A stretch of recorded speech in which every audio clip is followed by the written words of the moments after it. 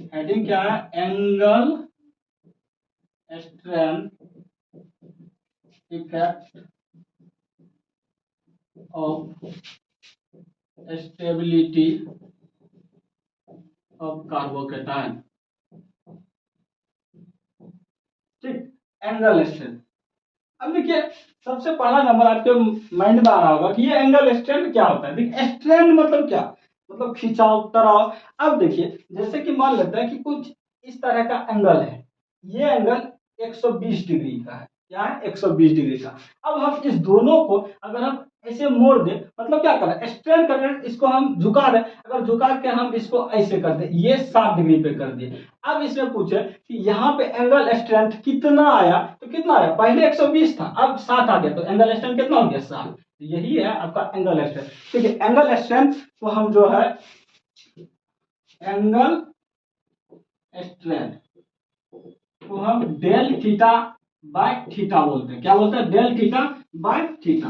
Angle strength जो है directly proportional होता है डेल थीटा का। ये जो है डायरेक्टली प्रोपोर्शनल किसका होता है? डेल थीटा का। अब देखिए बात क्या होता है कि यहाँ पे एक कंसेप्ट आपको याद रखना पड़ेगा कि कार्बोकेटाइन के स्टेबिलिटी को ये जो है इनवर्सली प्रोपोर्शनल होता है एंगल स्ट्रेंथ का। क्या होता है? Angle strength. ये क्या है अपना? ये आपसे पूछे तो ये क्या है? Angle strength. मतलब कि अगर एंगल स्ट्रेंथ बढ़ेगा तो स्टेबिलिटी घटेगा। ये क्या है? स्टेबिलिटी, कार्बोकेटाइन का स्टेबिलिटी। मतलब अगर एंगल स्ट्रेंथ बढ़ाएंगे तो कार्बोकेटाइन का स्टेबिलिटी घटेगा, अगर ये घटेगा तो ये क्या होगा? बढ़ेगा। तो इसको अच्छे से समझने के लिए एक एग्जांपल के थ्रू हम इसको भी अच्छे से समझते हैं। तो चलिए एग्जांपल देखते हैं। इतना बात, ये कंसेप्ट आपको समझ में आ गया? तो चलिए एग्जांपल देखते हैं। देखिए एग्जांपल क्या है कि कुछ इस तरह से देते हैं। यहाँ पे पॉजिटिव चार्ज है, यहाँ पे पॉजिटिव चार्ज है, यहाँ पे पॉजिटिव चार्ज है, यहाँ पे पॉजिटिव चार्ज है। देखिए यहाँ पे कार्बोकेटाइन, ये कार्बोकेटाइन, ये कार्बोकेटाइन, ये कार्बोकेटाइन। अब इसमें पूछेगा स्टेबिलिटी ऑर्डर। क्या पूछेगा? Stability order. तो यहाँ पे कौन सा कंसेप्ट लगेगा? एंगल स्ट्रेंथ वाला। अब देखिए ये एंगल, अगर इस कार्बन का हम हाइब्रिडाइजेशन निकाले तो क्या आएगा? sp2। इस कार्बन का भी हाइब्रिडाइजेशन क्या होगा? sp2। इसका भी हाइब्रिडाइजेशन sp2, इसका भी हाइब्रिडाइजेशन sp2। कैसे हुआ sp2? ठीक है, पॉजिटिव चार्ज, अगर कोई भी अल्काइल ग्रुप पे पॉजिटिव चार्ज है तो वो क्या होता है? उसका हाइब्रिडाइजेशन sp2 होता है। तो देखिए अगर sp2 हाइब्रिडाइजेशन है तो इसका बॉन्ड एंगल कितना होना चाहिए? 120 डिग्री। 120 डिग्री, 120 डिग्री यहाँ भी, 120 डिग्री यहाँ भी। लेकिन अगर आपको हम पूछे कि ये क्या है? ये ट्रायंगल है, तो अगर पूछे कि इस एंगल का वैल्यू कितना है तो आप क्या बोलिएगा? 60 डिग्री। अगर यहाँ पे पूछे ये 90 है तो ये क्या हो जाएगा? 90 डिग्री। अगर इस एंगल का वैल्यू पूछे तो 108 डिग्री, इस एंगल का वैल्यू पूछे तो 120 डिग्री। ओके, इतना बात समझ में आ गया? अब देखिए एंगल स्ट्रेंथ आपको कैसे निकालने के लिए बोले कि इसको जितना होना चाहिए और जितना है उसको उसमें से घटा देना।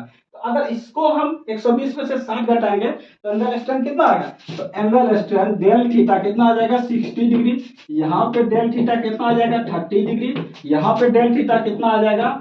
12 डिग्री। यहाँ पे डेल थीटा कितना आ जाएगा? 0 डिग्री।